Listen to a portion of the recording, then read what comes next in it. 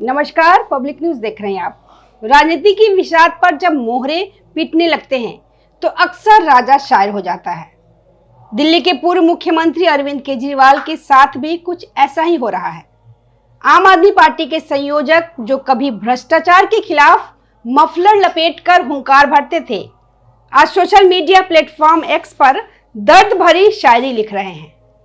उनकी हालिया पोस्ट दौर बदलने पर हिसाब तुम भी चुकाओगे, जुल्म उतना ही करना जितना सह पाओगे। इसने दिल्ली की राजनीति में एक नया विवाद छेड़ दिया है। यह शायरी केवल चंद शब्द नहीं बल्कि एक हताश नेता की धमकी और पीड़ा का मिश्रण है।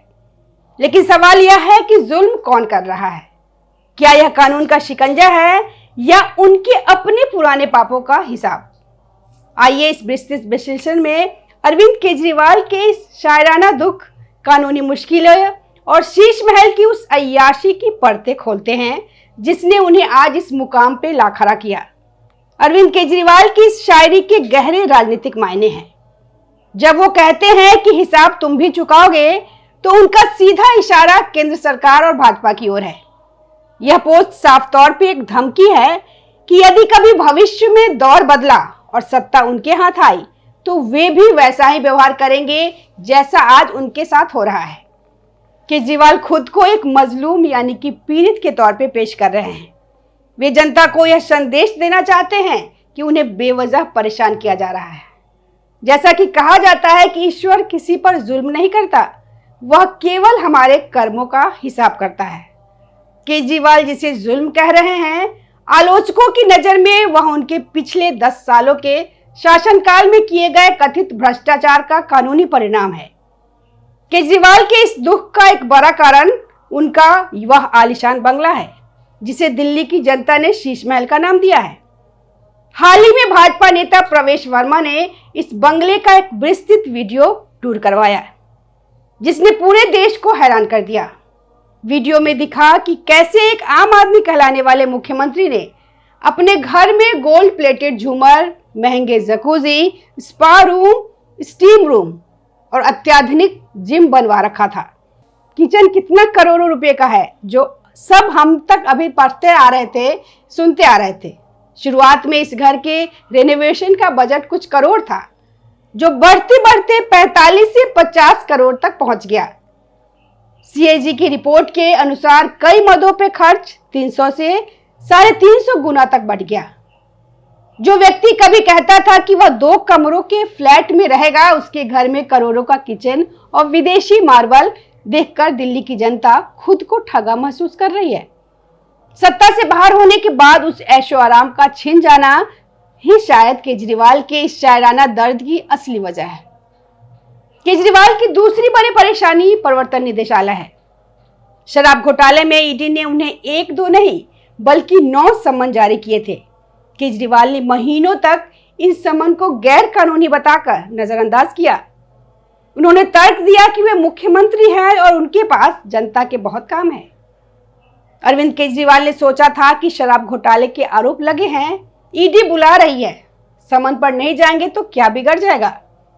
1 सम्मन आया, 2 सम्मन आया, 3, 4, 5 यानी कि यहां तक कि 6 सम्मन आ गए। अरविंद केजरीवाल गए नहीं। जब अंतिम बचा कि लगा कि अब तो गिरफ्तारी हो जाएगी तो फिर आखिरी सम्मन पे गए, लेकिन ईडी ने उन्हें यहाँ पे इस बात पे नहीं छोड़ी। ईडी ने केवल शराब घोटाले तक ही खुद को सीमित नहीं रखा। केजरीवाल द्वारा सम्मन का पालन न करने पर ईडी ने उनके खिलाफ धारा 174 के तहत एक नया मामला दर्ज कराया। यह धारा एक लोक सेवक के कानूनी आदेश की अवहेलना करने पे लगती है। सरकारी अधिकारी का आदेश था कि उसका पालन नहीं किया गया। उस सरकारी अधिकारी को इन्हें सम्मन देने का अधिकार प्राप्त है और अरविंद केजरीवाल ने उनका पालन नहीं किया। 5-6 सम्मन इन्होंने ठुकरा दिए, जानबूझ के नहीं आए। यह मामला जो है पहले निचली अदालत में था, निचली अदालत से इनको रिहाई मिल गई। यह मामला जो है खारिज हो गया था कि ईडी जरूरी नहीं है।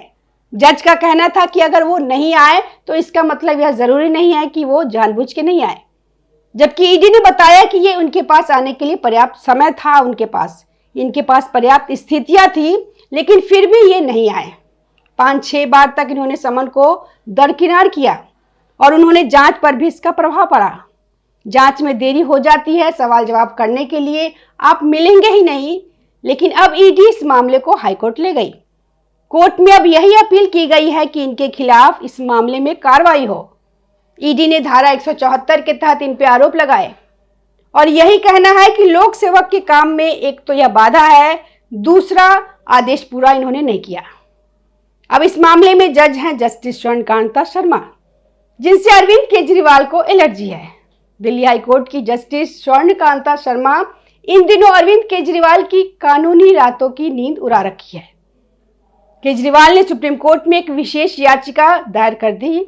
जस्टिस स्वर्णकांता शर्मा को उनके केस से हटाने की उन्होंने मांग की। उनका तर्क है कि जस्टिस शर्मा निष्पक्ष नहीं है।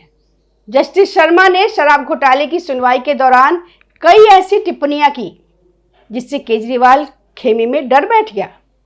उन्होंने निचली अदालत द्वारा केजरीवाल को दी गई राहत पर सवाल उठाए और कहा कि प्रथम दृष्टया मनी लॉन्ड्रिंग के सबूतों को नजरअंदाज नहीं किया जा सकता। हाईकोर्ट ने मुख्य न्यायाधीश ने केजरीवाल की जज बदलने की मांग को यह कहते हुए ठुकरा दिया कि केस रोस्टर के हिसाब से अलॉट होते हैं और न्यायपालिका पर इस तरह के दबाव बनाना गलत है। अरविंद केजरीवाल को एक और जुर्म लग रहा है कि उनके ऊपर कि देखिए कि कितना बड़ा जुर्म हो गया। ईडी जो है इनके समन पे ना आने को केजरीवाल के पुराने पापों की सूची में एक और विचित्र मामला जुड़ा है, फांसी घर विवाद। आरोप है कि सचिवालय में एक छोटे से टिफिन रूम या स्टोर रूम को केजरीवाल ने भारी भरकम खर्च करके अपने निजी इस्तेमाल के लिए एक आलीशान कमरे में तब्दील कर दिया, जिसे मजाकिया या कटाक्षपूर्ण लहजे में फांसी घर कहा जाने लगा। इस निर्माण के लिए न तो पीडब्ल्यूडी से उचित अनुमति ली गई और न ही सुरक्षा मानकों का ध्यान रखा गया। इस मामले की भी जांच चल रही है और केजरीवाल को डर है कि शराब घोटाले के साथ साथ यह छोटा मामला भी उन्हें बड़ी मुसीबत में डाल सकता है। शायरी में जुल्म की बात करने वाले केजरीवाल शायद अपना वो दौर भूल गए जब वे दिल्ली विधानसभा के भीतर प्रचंड बहुमत से अहंकार में चूर रहते थे। विधानसभा में भाजपा के 3 विधायकों को जिस तरह से मार्शल के जरिए बाहर फेंकवाया गया था, क्या वह जुल्म नहीं था? द कश्मीर फाइल जैसी फिल्म पे विधानसभा में ठहाके लगाकर हंसना और हिंदुओं के नरसंहार का मजाक उड़ाना, क्या वह जुल्म नहीं था?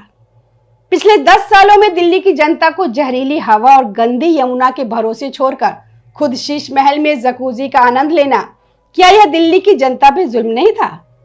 केजरीवाल की शायरी का अंतिम हिस्सा दौर बदलने की उम्मीद पे टिका है। 2027 में दिल्ली में चुनाव होना है। इस्तीफा देने के बाद केजरीवाल अब जनता के बीच अग्नि परीक्षा की बात कर रहे हैं, लेकिन शीश महल की तस्वीरों और भ्रष्टाचार के आरोपों ने उनकी ईमानदार छवि को तार तार कर दिया है। अब दौर बदल रहा है, लेकिन शायद उस तरह नहीं जैसा केजरीवाल चाहते हैं। अब दौर हिसाब देने का है। कोर्ट से लेकर जनता की अदालत तक केजरीवाल को हर उस पैसे का हिसाब देना होगा जो दिल्ली के विकास के बजाय उनकी सुख सुविधाओं पे खर्च हुआ। अरविंद केजरीवाल आज जो कुछ भी सह रहे हैं और वह किसी का जुल्म नहीं, बल्कि राजनीति के उस रास्ते का अंजाम है जिसे उन्होंने खुद चुना था।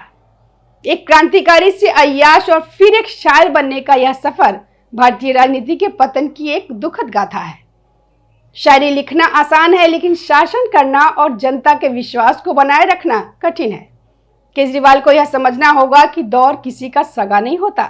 समय का पहिया जब घूमता है तो बड़े बड़े शीश महल मिट्टी में मिल जाते हैं और केवल वही नेता बचता है जिसने वास्तव में जनता की सेवा की हो। केजरीवाल का यह दुख और धमकी भरी शायरी केवल उनकी राजनीतिक हताशा को दर्शाती है। अब देखना यह होगा कि 5 अप्रैल की अदालती सुनवाई में जस्टिस स्वर्णकांत शर्मा उनके शायराना अंदाज पर क्या कानूनी टिप्पणी करती है। कुल मिलाकर अरविंद केजरीवाल की शायरी ने एक बार फिर उन्हें सुर्खियों में ला दिया है, लेकिन इसके पीछे जो कानूनी और राजनीतिक घटनाक्रम चल रहा है वे कहीं ज्यादा बड़े और गंभीर है। यह मामला अब सिर्फ एक बयान या पोस्ट तक सीमित नहीं रहा, बल्कि अदालत, जांच एजेंसियों और राजनीतिक दलों के बीच एक बड़े टकराव का रूप ले चुका है। धन्यवाद। ताज़ा खबरों से जुड़े रहने के लिए हमारे चैनल को सब्सक्राइब करें और बेल आइकन को दबाना ना भूलें, ताकि हर खबर की नोटिफिकेशन आपको मिलती रहे।